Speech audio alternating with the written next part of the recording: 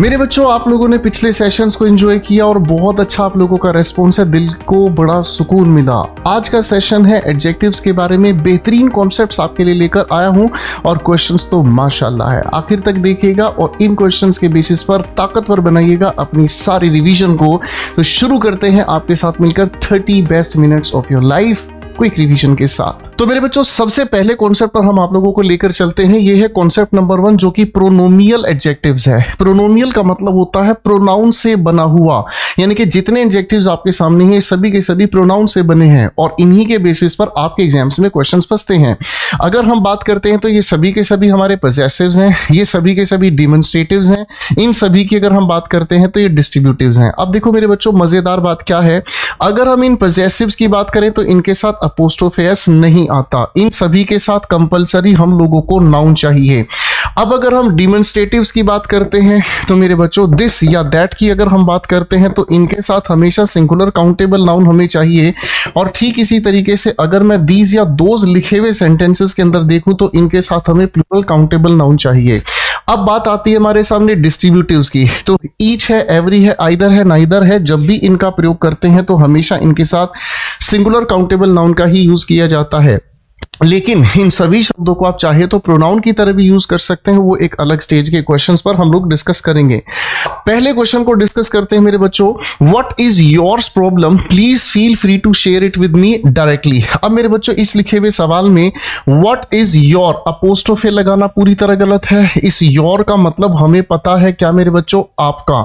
इस अपोस्ट्रो का मतलब हो गया का, तो इसका मतलब डैमेज हो गया क्वेश्चन यहीं पर। What is your problem, noun से पहले possessive adjective. Please feel free, बिल्कुल अपने आप को मुक्त महसूस करें। फील यहां पर एक लिंकिंग वर्ब है जिसकी वजह से यहां हमने एडजेक्टिव का यूज किया। टू शेयर एक इन्फिनिटिव है। इट यूज हमने किया है किस चीज के लिए, प्रॉब्लम के लिए, प्रोनाउन। विद के बाद ऑब्जेक्ट हमारे सामने है और यहां पर ये जो लिखा है हमारे सामने डायरेक्टली लिखा हुआ है मेरे बच्चे। तो डायरेक्टली का मतलब होता है इंस्टेंटली। तो ये सवाल तो अपनी जगह हम लोगों ने ठीक कर दिया। सवाल नंबर 2 पर काम करते हैं। द एंग्री कस्टमर, कस्टमर कैसा है, एंग्री है, गुस्से से भरा है। यानी कि बाबू ये हमारा सब्जेक्ट हो गया जिसके लिए ये एडजेक्टिव होगा और इसी सब्जेक्ट यानी कि नाउन के लिए हम लोगों ने आर्टिकल डिटरमिनर द का यूज किया। सेड इसकी वर्ब, दैट अपने आप में कंजंक्शन हो गया। ही डिड नॉट लाइक, वह इस बात को पसंद नहीं किया। किस बात को, दिस काइंड्स। अब आप कहेंगे सर दिस के साथ तो हमें सिंगुलर नाउन चाहिए, तो सर हम इसको हटाकर सिंगुलर कर देंगे और उसके बाद ये प्रेपोजिशन का ऑब्जेक्ट है। मजेदार सवाल। अब फटाफट से मेरे बच्चों कमेंट सेक्शन में इन दोनों क्वेश्चंस के आंसर्स बनाइएगा। अब हम चलते हैं आपके साथ अगले कॉन्सेप्ट पर। ये है मेरे नन्हे बच्चों कॉन्सेप्ट नंबर 2। अब मेरे बच्चों ध्यान से समझिएगा, अगर किसी भी लिखे हुए सेंटेंस के अंदर हम एडजेक्टिव का यूज नाउन से ठीक पहले करते हैं तो इसको हम कहते हैं एट्रीब्यूटिव एडजेक्टिव। अब एट्रीब्यूटिव के साथ लिखा है ओनली। ओनली का मतलब क्या हुआ कि जितने एडजेक्टिव्स हैं आपके सामने, जितने भी एडजेक्टिव्स हैं आपके सामने, इन सभी के सभी एडजेक्टिव्स को केवल और केवल हम यूज कर सकते हैं एट्रीब्यूटिवली। इनको बिना नाउन के यूज नहीं कर सकते। जैसे कि चीफ, हेड, प्रिंसिपल, वेकिंग। हमारे सामने लिखा है हेड, हमारे सामने लिखा इंटीरियर, एक्सटीरियर, रूरल, अर्बन, अब्लेजिंग, मेन, माइनर, मेजर एटसेट्रा। ठीक है मेरे बच्चों। अब अगर मैं आपके सामने ये कहूं ही इज मेजर, ठीक है मेरे भाई, तो मेजर को अगर हम एडजेक्टिव की तरह यूज करते हैं तो ये बात अपने आप में गलत है। हमें यहां पर लिखना होगा क्या मेरे बच्चों, मेजर के साथ यहां पर लिखना होगा कोई भी ऐसा नाउन जो इसके बारे में हमें जानकारी दे दे। मान लीजिए मैं आपके सामने कह देता हूं he is a major spokesperson, तो आप कहेंगे हाँ सर ये तो अपने आप में नाउन हो गया, इसी से पहले एडजेक्टिव और इसी से ठीक पहले हम लोगों को यूज करना पड़ेगा आर्टिकल। तो बात अपनी समझ में आ गई। बिना नाउन के इनका प्रयोग करना अपने आप में गलत हो जाता है। मेरी बात समझ में आ रही है, ठीक है ना। अगर हम इसी मेजर को नाउन की तरह यूज करते हैं तो मेजर अपने आप में आर्मी का एक पद हो जाता है। तो चलिए मेरे बच्चों क्वेश्चंस पर आपको लेके चलते हैं। पहला सवाल आपके सामने, द चेयरमैन, यानी कि यहाँ चेयरमैन के बारे में बात कही गई है। कॉल्ड अस, उन्होंने हमें बुलाया। यहाँ इस वर्ब का ऑब्जेक्ट ये रहा, बुलाने का क्या रीजन था, क्या पर्पस था, आप कहेंगे वो डिस्कस करना चाहते थे। क्या चीज? The points, major. अब मेजर की बात देख लीजिएगा ध्यान से, क्या नाउन को हम, क्या मेजर को नाउन के बाद लिखेंगे? बात गड़बड़ हो गई। तो आप कहेंगे नहीं सर जी यहां पर मेजर नहीं होना चाहिए, यहां पर हमारे सामने मेजर नाउन से ठीक पहले। आगे लिखा है क्या चीज? About the changes minor. अब यहां पर फिर से हमारे सामने गड़बड़ हो गई है। क्या गड़बड़ हो गई है? आप कहेंगे सर माइनर को भी तो ठीक जगह लिखना चाहिए, अबाउट द माइनर चेंजेस। ठीक है मेरे बच्चों, इन नेक्स्ट एग्जाम्स यहां अपनी जगह बिल्कुल ठीक चल जाएगा, इसमें कोई भी प्रॉब्लम, दिक्कत, परेशानी नहीं है मेरे भाई। क्वेश्चन नंबर 2 की तरफ चलते हैं। The newly वेडेड couple. मेरे बच्चों यहाँ कपल अपने आप में नाउन है जो कि सब्जेक्ट है, ये लिखा हुआ हमारे सामने पास्ट पार्टिसिपल का एडजेक्टिव हुआ। इसी एडजेक्टिव को क्वालिफाई करने के लिए जो न्यूली लिखा है ये अपने आप में एडवर्ब हो गया। आगे हम देखते हैं क्या चीज? वेंट टू मेघालय, कहाँ गए हैं? मेघालय गए हैं। एंड इंजॉयड, आगे क्या किया है? इंजॉय किया है। तो सर मेजर की फिर से बात गड़बड़ हो गई। सर मेजर को कहाँ लिखना होगा? नाउन से ठीक पहले। इसका यूज हम हमेशा नाउन से पहले करते हैं। उसके बाद क्या लिखा? Of their life, life noun है, नाउन से पहले पॉजेसिव एडजेक्टिव, बिल्कुल सही है। तो इसी तरह से मेरे बच्चों इन 2 क्वेश्चंस का आंसर कमेंट्स में जरूर आपको देना है। हर एक क्वेश्चन में कुछ अच्छी रिवीजन, कुछ अच्छे कॉन्सेप्ट्स आप लोगों का इंतजार कर रहे हैं, किसी भी क्वेश्चन को इग्नोर नहीं करना। आइए बच्चों तीसरे कॉन्सेप्ट की ओर आपको लेकर चलते हैं। कॉन्सेप्ट बहुत प्यारा है मेरे भाई, ये बात कर रहा है प्रेडिकेटिवली ओनली। इसका मतलब क्या हुआ मेरे बच्चे? किसी भी लिखे हुए सेंटेंस में अगर हम सब्जेक्ट को देखते हैं, उसके ठीक बाद अगर हम लिंकिंग वर्ब को देखते हैं, तो मेरे बच्चे सब्जेक्ट कॉम्प्लीमेंट के नाम पर हम लोगों को कुछ और नहीं, सिर्फ एक ऐसा एडजेक्टिव देखने को मिलता है जिसके बाद हम नाउन का प्रयोग नहीं करते। अब ऐसे कुछ शब्द मैंने आप लोगों की मदद के लिए लिख दिए हैं मेरे बच्चों, जरा इनको मेरे साथ साथ जरूर पढ़कर देखिएगा। इल, वेल, ग्लैड, एडिक्टेड।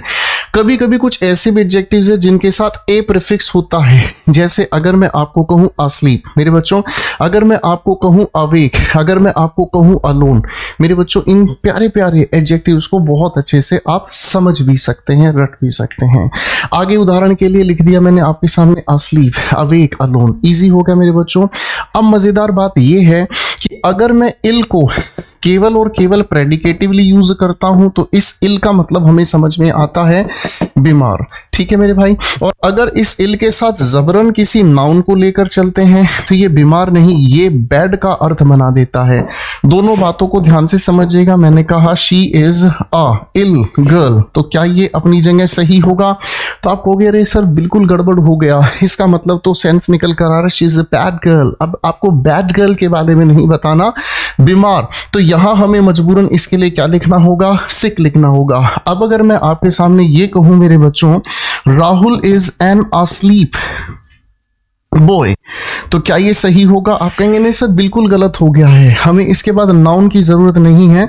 तो एक तरीका तो ये हम ठीक कर सकते हैं, राहुल इज अस्लीप, बात इतने में टिक जाएगी। लेकिन अगर आप यहाँ अस्लीप के साथ एक नाउन लगाना चाहते हैं तो इससे पहले आप लोगों को इसी का एक वर्बल एडजेक्टिव बनाना होगा, और इसी की वजह से अब हमारे सामने यहां पर भी ए चलेगा। क्या आप मेरी बात समझ पा रहे हैं? तो ये वो एडजेक्टिव्स हैं जो सिर्फ प्रेडिकेटिवली यूज होते हैं। अब इसी बेसिस पर फटाफट से क्वेश्चन बनाएंगे हम आपके साथ। The CEO did not tolerate, CEO sentence का सब्जेक्ट हुआ, ये हमारी वर्ब हुई। क्या चीज? The sick management. अब मैनेजमेंट बीमार नहीं हो सकता, मैनेजमेंट बुरा हो सकता है, तो सिक को हटाकर मेरा बच्चा यहां क्या लिखेगा? Ill management. And got angry, got अपने आप में एक लिंकिंग वर्ब है जिसके बाद एंग्री लिखा हुआ एडजेक्टिव है। प्रेपोजिशन यहां पर है एवरीवन लाइक हेल फायर। ठीक है, hello fire parts of speech के अनुसार क्या होता है कमेंट्स में जरूर बताएंगे, और हेल फायर का मीनिंग भी कमेंट सेक्शन में जरूर बताइएगा मेरे नन्हे बच्चों। सवाल नंबर 2 की तरफ चलते हैं। The leaves were afloat, afloat का मतलब क्या होता है? नदी के ऊपर ऊपर बह रहे थे।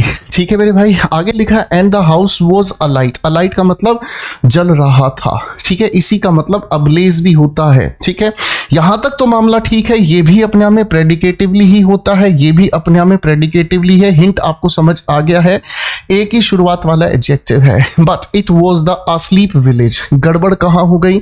तो आप कहेंगे सर विलेज को तो हम हटा नहीं सकते, है ना मेरे भाई। तो विलेज से पहले आस्लीप को हटाकर हमें क्या लिखना होगा, स्लीपिंग।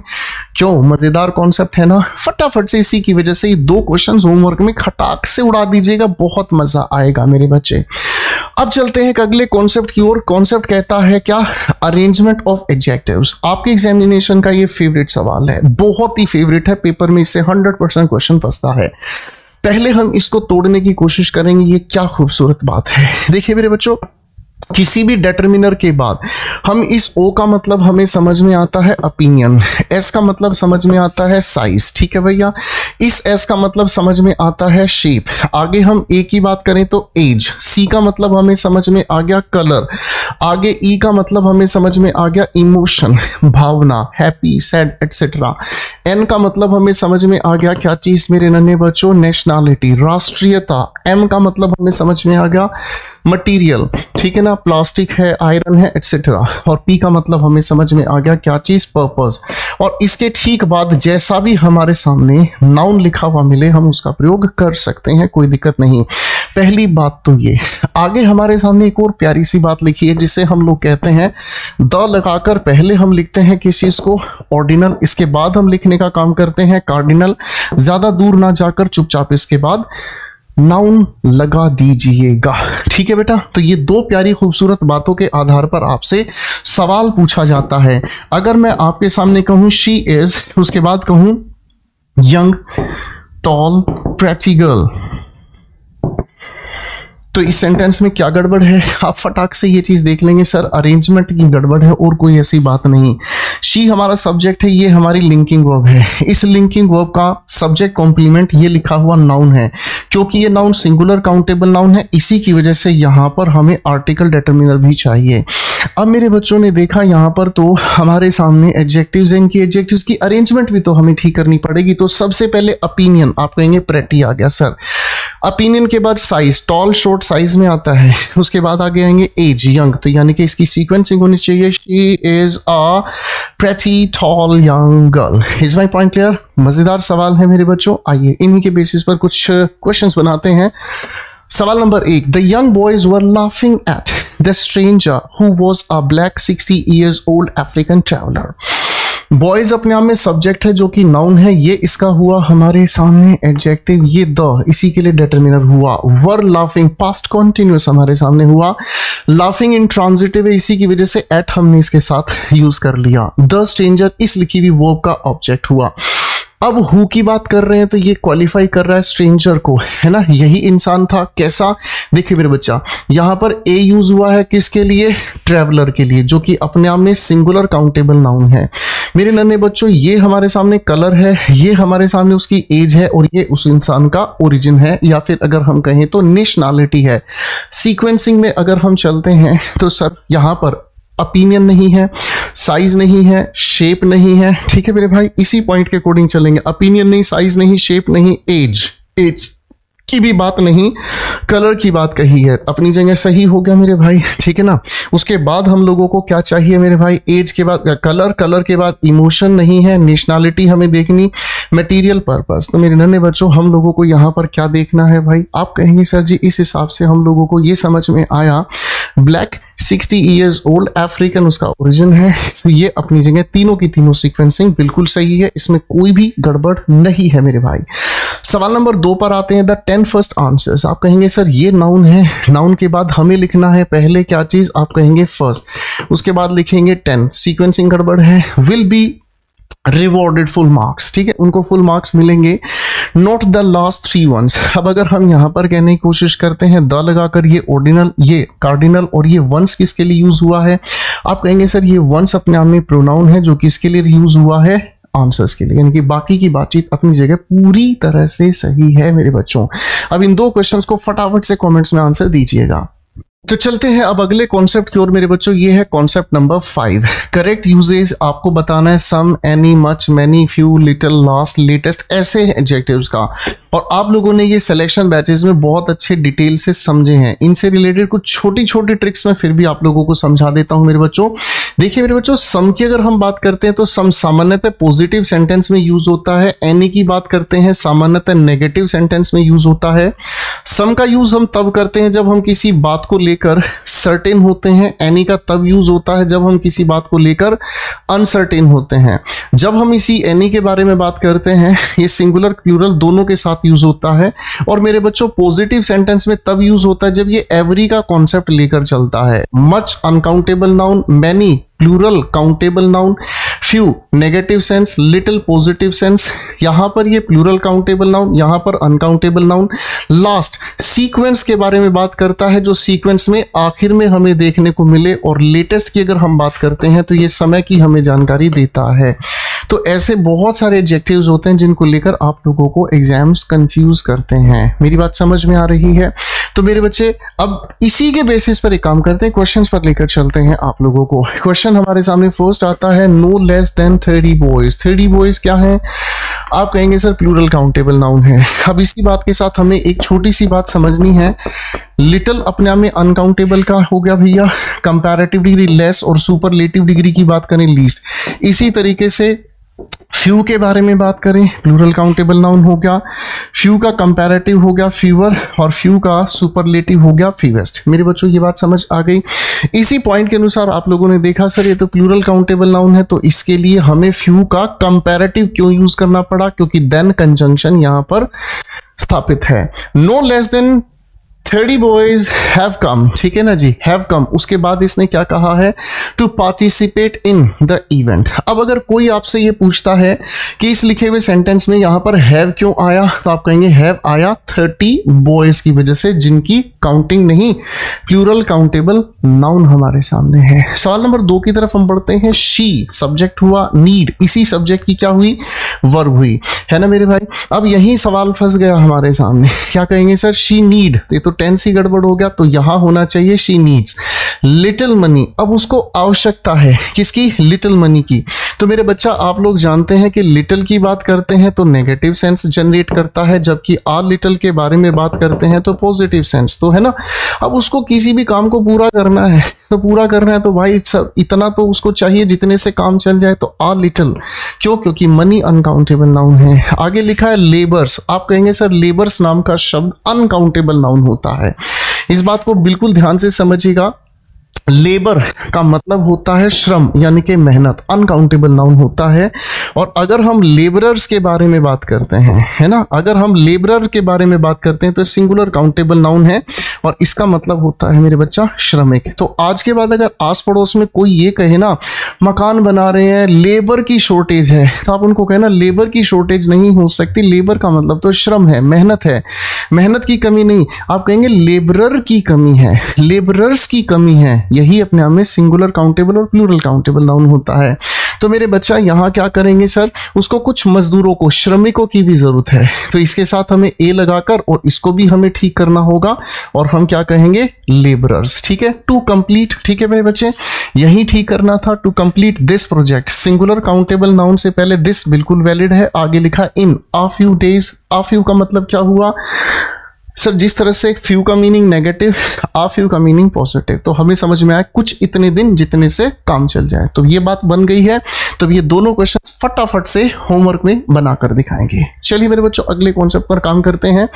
डिग्रीज ऑफ कंपैरिजन से बहुत सारे सवाल आपके एग्जाम्स में पूछे जाते हैं। जब डिग्रीज ऑफ कंपैरिजन की हम बात कर रहे होते हैं तो डिग्रीज ऑफ कंपैरिजन का स्ट्रक्चर और उनके आधार पर क्वेश्चन के अंदर वर्ब्स का एग्रीमेंट आपको फंसाता है, ठीक है मेरे बच्चों।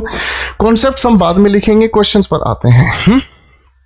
She is quicker than Sohan and both are parallel and unbeatable. अब इस सवाल को अगर हम ध्यान से देखने की कोशिश करते हैं तो सर ये सब्जेक्ट लिखा है she is quicker than Sohan, ठीक है ना, यानी कि वह इंसान जो है वो बहुत जल्दी किसी काम को करता है, ठीक है ना, वो बहुत एक्टिव है, किससे ज्यादा? सोहन से ज्यादा। एंड कंजंक्शन हुआ, बोथ यूज हुआ है शी और सोहन के लिए, और इसी के लिए ये आर यूज हुआ है।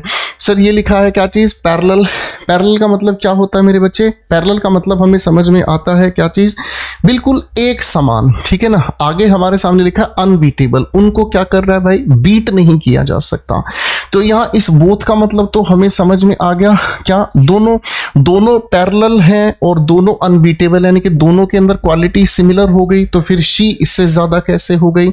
इसका मतलब इसको डैमेज कर दिया गया है ना मेरे भाई। तो यहां पर एक प्यारा सा कॉन्सेप्ट हमें समझना है, अगर दो लोगों में सेम क्वालिटी है तो हम उसके लिए एज लगाकर पॉजिटिव डिग्री रखते हैं, क्योंकि यही जो पॉजिटिव डिग्री क्वालिटी इस सब्जेक्ट में भी है, आने वाले इस सब्जेक्ट में भी है। बिल्कुल बेसिक फॉर्मूला, पेपर में इससे रिलेटेड सवाल पूछे जाते हैं। यहीं पर एक बात और आप लोगों को समझनी है मेरे बच्चा, एज का तब यूज करते हैं जब सेंटेंस हमारे सामने पॉजिटिव या फिर अगर हम कहें तो नेगेटिव हो। ठीक है बच्चा, अगर सिर्फ और सिर्फ सेंटेंस का स्ट्रक्चर नेगेटिव है तो हम बिल्कुल सीधी बात करते हैं बेटा, क्विक रिवीजन की बात है, क्लास में तो हम इसको डेप्थ में भी तोड़ सकते हैं। तो मेरे बच्चे इस पहले सवाल में हमें क्या करना होगा, she is as quick as Sohan and both are parallel and unbeatable. ठीक है जी, सवाल नंबर 2 की तरफ बढ़ रहे हैं हम। Abhishek is more respected and better than Arif in any case. देखो मेरे बच्चों, इसके पीछे एक प्यारा सा कॉन्सेप्ट मैं आप लोगों को समझाता हूं, ध्यान दीजिएगा। कभी कभी हमारे सामने लिखे हुए सेंटेंस के अंदर एंड कंजंक्शन से दो अलग अलग सब्जेक्ट का कंपैरिजन किया जाता है। अब मजेदार बात यह है मेरे नन्हे प्यारे बच्चों, इनके अंदर जो डिग्रीज होती है बिल्कुल वो बैलेंस बनाकर चलती है। यहां पॉजिटिव डिग्री तो यहां भी पॉजिटिव, यहां कंपैरेटिव डिग्री यहां भी कंपैरेटिव, यहां पर सुपरलेटिव डिग्री तो यहां भी सुपरलेटिव डिग्री। अब इस लड़खड़ाहट में कदम ना बिखर जाएं आपके, इसलिए एक बात को ध्यान रखना है मेरे बच्चों, ऐसी सिचुएशन में कभी कभी ER या IER वाला कंपैरिजन और इसके बाद हम लोग मोर या लेस वाला कंपैरिजन हमेशा इसके बाद लिखते हैं। ठीक है मेरे भाई, ये करेक्शन ध्यान रखिएगा मेरे बच्चों। अगर ऐसा लिखा हुआ जाए हमारे सामने मोर या लेस वाला कंपैरिजन हम पहले लिख दें एंड और उसके बाद ER या IER बाद में लिख दें, तो ये अपने आप में गलत हो जाता है। कारण क्या है, एंड कंजंक्शन कॉमन ले देता है। जैसे मैं अगर आप सभी के सामने कहूं XY प्लस YZ, तो इसमें कॉमन क्या है, Y, अंदर क्या रह गया X प्लस, और आप कहेंगे मेरे भाई X प्लस Z। मेरी बात समझ में आ रही है? इसका मतलब मैं मैथ्स पढ़ा सकता हूं? बिल्कुल नहीं पढ़ाऊंगा, इंग्लिश में आपको धुआंधार सिलेक्शन दिलाऊंगा भाई। यही और यही कॉमन निकाल दिया, एंड का काम भी यही है। अब अगर ये इसके लिए कॉमन है तो इसके लिए भी कॉमन हो गया। आप कहेंगे मोर के साथ ER लगाना सुपरफ्लोस हो गया। अब हमें लॉजिक समझ आ गया सर। यही चीज आपके इस क्वेश्चन में आपके लिए फंसाई है। अभिषेक इज मोर, मोर किसको कंपैरेटिव बना रहा है, रिस्पेक्टेड। क्या मोर इस बेटर को बना रहा है कंपैरेटिव? नहीं। सीक्वेंसिंग चेंज कर देते हैं तो हम इसके लिए कहेंगे बेटर एंड मोर रिस्पेक्टेड। ठीक है मेरे बच्चा, तो ये आपके एग्जाम का सबसे बेहतरीन सवाल होने वाला है। ये 2 क्वेश्चंस फटाफट से होमवर्क में बनाकर दिखाइएगा, बहुत मजा आता है जब आप अपने क्वेश्चंस को खुद से सोल्व करते हैं। चलिए मेरे बच्चों, अगले सवाल की ओर बढ़ते हैं। अगले कॉन्सेप्ट में भी हम लोगों ने डिग्रीज ऑफ कंपैरिजन उठाया है, जिसके अंदर पॉजिटिव, कंपैरेटिव, सुपरलेटिव तीनों को अपन फिर से टारगेट कर रहे हैं। कॉन्सेप्ट समझेंगे क्वेश्चन देखने के बाद। No bank is as slow as the SBI is, ठीक है ना जी। आगे लिखा है if not better than any other man. देखो मेरे बच्चों, यहां इस लिखे हुए सवाल में एक प्यारा कॉन्सेप्ट है जिसे हम कहते हैं एक्सक्लूजन, जिसे हम कहते हैं एक्सक्लूजन ऑफ द सब्जेक्ट। जो हमारे सामने सब्जेक्ट है उसको हमें हटाना होता है कंपैरिजन में। मेरे बच्चों, इसको हम कहने की कोशिश करते हैं कि इस कैटेगरी में सिमिलर कैटेगरी का कंपैरिजन। ठीक है मेरे बच्चों, सिमिलर कैटेगरी का कंपैरिजन। देखो बड़े ध्यान से समझने की कोशिश कीजिएगा। मैं एक सेंटेंस आपके सामने लिख रहा हूं, ठीक है ना। मैंने आपके सामने कहा Rohan is smarter than any boy here. अब मेरे बच्चों, आपके दिल में एक सवाल आएगा कि मैं रोहन का कंपैरिजन लड़के से कर रहा हूं, तो आप ये कहेंगे सर जब रोहन का कंपैरिजन हम लड़के से कर रहे हैं तो रोहन खुद में भी तो लड़का है। बोलो हाँ। अब रोहन नाम का ये लड़का खुद में भी है, तो इसका मतलब हमें क्या समझ आया, इसके कंपैरिजन को एक्सक्लूड करने के लिए हम इस एनी के साथ अदर लिख देते हैं। ठीक है मेरे बच्चे। अब एक कॉमन सेंस की बात मैं आपसे अगर पूछूं, इस रोहन की जगह अगर यहां किरण लिखा हुआ होता तो हम क्या करते? तो आप कहेंगे कि सर हम फिर से देख लेते हैं सवाल को लिखकर, किरण इज स्मार्टर देन, उसके बाद हमारे सामने लिखा है एनी अदर बॉय, है ना मेरे भाई। तो आप कहेंगे सर यहाँ तो मामले में गड़बड़ हो गई है। क्या गड़बड़ हो गई मेरे भाई? आप कहेंगे सर किरण तो अपने आप में लड़की है। तो किरण अगर अपने आप में लड़की है, मेरी बात समझ रहे हैं, तो सरकार ये तो पहले से ही इससे अलग कैटेगरी हो गई, अदर लिखने की जरूरत नहीं है। तो सिंपल स्ट्रेट फॉरवर्ड क्वेश्चन हो गया, बोलो हाँ। अब इसी के बेसिस पर हमें क्वेश्चन फंसाए हैं यहां पर आप लोगों के लिए। आप कहेंगे सर एसबीआई और बैंक बैंक ही है, बोलो हाँ। अब ये अगर बैंक ही हमारे सामने हो गया है तो मेरे बच्चों यहां हमें क्या करना होगा? देखो एज के साथ यहां पर पॉजिटिव डिग्री है, यहां पर भी एज है। सर एसबीआई भी बैंक है, बैंक भी एसबीआई है, तो यहां पर इस बैंक को तो हमें एक्सक्लूड करना पड़ेगा, बोलो हाँ। तो ये हम लोगों ने अपने आप में एक्सक्लूड कर दिया, कोई भी इसमें दिक्कत नहीं है मेरे बच्चों। आगे हमारे सामने लिखा है इज। अब ये इज क्यों आया? क्योंकि ये भी अपने आप में लिंकिंग वर्ब है, ये भी अपने आप में लिंकिंग वर्ब है, यानी कि ये भी बिल्कुल ठीक जा रहा है। आगे लिखा इफ नोट। अब यहां से हमने कंपैरिजन का लेवल बदल दिया, कंपैरेटिव डिग्री लिखी, ये हमारे सामने कंजंक्शन है। एनी के साथ मैन लिखा हुआ, क्या ये अदर अपने आप में सही है? मुझे इसका स्पष्टीकरण आपसे कमेंट्स में चाहिए, ठीक है ना जी। जरा ध्यान से इसके बारे में सोचकर बताना, क्या ये अपने आप में यहां पर अदर लिखना सही है? कमेंट्स में आंसर चाहिएगा मेरे भाई, ठीक है मेरे भाई। सवाल नंबर 2 पर आते हैं। Mister Sharma is more senior then expert in public dealing in this office. देखिए मेरे बच्चों, इसके पीछे एक प्यारी सी खूबसूरत बात समझ में आती है। यहां हम क्या कर रहे थे? दो अलग अलग सब्जेक्ट्स का कंपैरिजन कर रहे थे। अब मुद्दा ये आता है, अगर किसी एक ही सब्जेक्ट की एक क्वालिटी इधर, इसी सब्जेक्ट की एक क्वालिटी इधर, इन दोनों के बीच अगर हम कंपैरिजन करने की कोशिश करेंगे तो क्या तरीका होगा? यहां भी पॉजिटिव डिग्री, यहां भी पॉजिटिव डिग्री, ठीक है मेरे बच्चों। अब इनके कंपैरिजन के लिए हम लोगों को यहां पर मोर, जो कि कंपैरेटिव डिग्री, कंजंक्शन यहां पर देन लगाना होगा, ठीक है मेरे बच्चों। तो एक बेहतरीन सवाल है, इसी ट्रिक के बेसिस पर हमारे सामने ये सवाल फंसाया गया है। मिस्टर शर्मा की 2 क्वालिटीज हैं। पहली क्वालिटी कौन सी है बेटा? आप कहेंगे सीनियर है। दूसरी क्वालिटी क्या है? एक्सपर्ट है। तो आप कहेंगे दोनों पॉजिटिव डिग्री हो गई। देन अपने आप में क्या है? कंजंक्शन। इसके कंपैरिजन की बात अगर हम करें तो ये एक हो गई कंपैरेटिव डिग्री, बोलो हाँ, ठीक है भाई। अब यहां पर ये इज अपने आप में लिंकिंग वर्ब है, इसी की वजह से ये एडजेक्टिव्स अपनी जगह सही एग्जिस्ट कर रहे हैं, यहां तक कोई परेशानी नहीं है। आगे लिखा in public dealing. Sir dealing अपने आप में नाउन है, यहां पब्लिक एक नाउन मॉडिफायर हो गया। इन प्लेस को बताता है दिस ऑफिस। ऑफिस अपने आप में सिंगुलर काउंटेबल नाउन है, तो दिस भी सही है। इसका मतलब इस सेंटेंस में कोई भी एरर नहीं है। बेहतरीन सवाल पेपर में आ गया तो गड़बड़ ना हो जाए, इसलिए इसको ध्यान रखिएगा मेरे बच्चों। 2 सवाल मोहब्बत के नाम घर पर जरूर बनाकर दिखाएंगे। चलिए चलते हैं अगले कॉन्सेप्ट की ओर। डिग्रीज ऑफ कंपैरिजन हमारे सामने आता है कौन सा? ग्रेडेबल, और एक तरफ लिखा नॉन ग्रेडेबल। बड़े प्यार से इसको समझने का काम कीजिएगा। ग्रेडेबल का मतलब ऐसे एडजेक्टिव्स होते हैं जिनको हम पॉजिटिव से कंपैरेटिव की तरफ लेकर जा सकते हैं, और कंपैरेटिव से हम इनको सुपरलेटिव की तरफ लेकर जा सकते हैं मेरे बच्चे, कोई दिक्कत नहीं। और अगर नॉन ग्रेडेबल कहा जाए तो नॉन ग्रेडेबल अपने आप में वो एडजेक्टिव होते हैं जो सिर्फ और सिर्फ यूज होते हैं पॉजिटिव में, इनका कंपैरेटिव सुपरलेटिव नहीं बन पाता है। ऐसे कुछ शब्दों के बारे में बात कर लेते हैं मेरे बच्चों। नॉन ग्रेडेबल एडजेक्टिव्स कौन से होते हैं? सर नॉन ग्रेडेबल एडजेक्टिव्स होते हैं जो अपने आप में वन ऑफ इट्स काइंड की बात करते हैं, जो अपने आप में एक ही तरह की बात करते हैं। मैंने कहा यूनिक, ठीक है मेरे बच्चे। मैंने कहा जिसे कहते हैं अनमैच्ड, ठीक है ना, यानी कि जिस जैसा कोई भी ना हो, ठीक है भाई। इसके अंदर आता है जो ब्रॉड सेंस की क्वालिटी बताती है, ठीक है ना, एक ऐसा क्वालिटी जो ब्रॉड सेंस में, जैसे मैंने आपको कहा कंप्लीट, कंप्लीट अपने आप में जो पूरा है, जो पूरा है तो उसका कंपैरिजन कैसे? परफेक्ट मैंने कहा मेरे बच्चों आइडियल, समझ रहे हैं, ठीक है। अब मैंने कहा टाइम को बताने वाले बहुत सारे एडजेक्टिव्स हैं, जैसे मैंने आपके सामने कहा मंथली, मैंने कहा ईयरली, ठीक है मेरे बाबू, मैंने कहा एनुअली, ठीक है। ये सभी के सभी वो एडजेक्टिव्स हैं जिनका कंपैरेटिव सुपरलेटिव नहीं बनता है, इनको इन कैटेगरीज में ले जाने की कोई सेंस नहीं बनती है। और इसी तरीके की कैटेगरीज की अगर हम बात करें तो ज्योमेट्रिकल शेप्स भी इसी में आते हैं। जैसे मैं अगर आपको कहूं मेरे बच्चे राउंड, स्क्वायर, रेक्टेंगुलर, ठीक है मेरे बच्चों, क्यूबिकल, क्यूबॉइडल, ये सभी के सभी नॉन ग्रेडेबल, इनका कंपैरेटिव सुपरलेटिव नहीं बनता। पहला सवाल दे, इस लिखी हुई वर्ब का सब्जेक्ट है दे साइटेड, उन्होंने रखा उदाहरण के लिए the most perfect, perfect non gradable है, परफेक्ट जो अपने आप में परफेक्ट है तो उसका कोई कंपैरिजन ही नहीं है, तो इसकी हमें आवश्यकता नहीं है। ठीक है जी। एसेंशियल भी अपने आप में नॉन ग्रेडेबल ही होता है, तो इसको भी नहीं छेड़ना है मेरे बच्चों। यहां पर भी पॉजिटिव डिग्री, यहां पर भी पॉजिटिव डिग्री।